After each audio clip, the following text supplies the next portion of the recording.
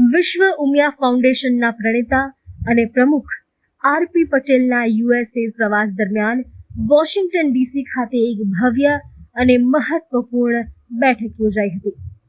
19 August 2026ના રોજ યોજાયેલી આ બેઠકમાં ગુજરાતના મુખ્યમંત્રી ભૂપેન્દ્ર પટેલ તેમજ અગ્ર મુખ્ય સચિવ એમ.કે. દાસ વિશેષ ઉપસ્થિત રહ્યા હતા।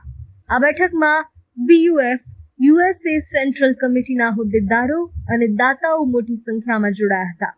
મુખ્યમંત્રી ભૂપેન્દ્ર પટેલે પોતાના સંબોધનમાં ગુજરાતની વિકાસ યાત્રાને યાદ કરતા જણાવ્યું કે એક સમય એવો હતો જ્યારે ગુજરાતમાં લાઇટ પાણીના પ્રશ્નો અને કર્ફ્યુનું વાતાવરણ હતું, પરંતુ આજે પરિસ્થિતિ સંપૂર્ણ બદલાઈ ગઈ છે। તેમણે ઉપસ્થિત એનઆરઆઈ મિત્રોને માદરે વતન ગુજરાતમાં એક પગ રાખીને ગિફ્ટ સિટીમાં રોકાણ કરવા માટે આહવાન કર્યું હતું। આ અવસરે આરપી પટેલે પણ ગાંધીજી સરદાર પટેલની જોડીની જેમ વર્તમાન નેતૃત્વના દેશને આગળ વધારવાના યોગદાનને બિરદાવ્યું હતું। બિઝનેસ પ્રમોશન માટે આવ્યા છીએ।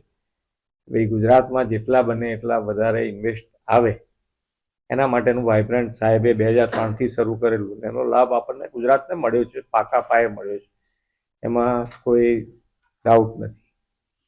મુદ્દો હવે એવો છે કે ભાઈ હવે વધુ બીજું ઇન્વેસ્ટ કેવી રીતે વધારી શકાય, કે નવા સેક્ટરો છે, ગ્રીન ગ્રોથ ઉપર છે, તો એની અંદર ઇન્વેસ્ટ વધારવા માટે આ વખતે અહીંયા આગળ એક સિલિકોન વેલીમાં તો અમારી બધી મિટિંગો સારી ગઈ છે, પણ તમારા બધાએ જે અહીંયા આગળ જેમ તમે કમાઓ છો તો એક હવે ગિફ્ટ સિટી બી છે છેવટે, એમ બીજે ક્યાંય નહીં તો ગિફ્ટ સિટીમાં ઇન્વેસ્ટ કરી શકાય, જેથી કરીને તમારો જે રૂપિયા ને ડોલરનો જે તમારા મગજમાં થોડું ઘણું નાનું મોટું ફેર હોય ને તો એ અચવાઈ રહેશે।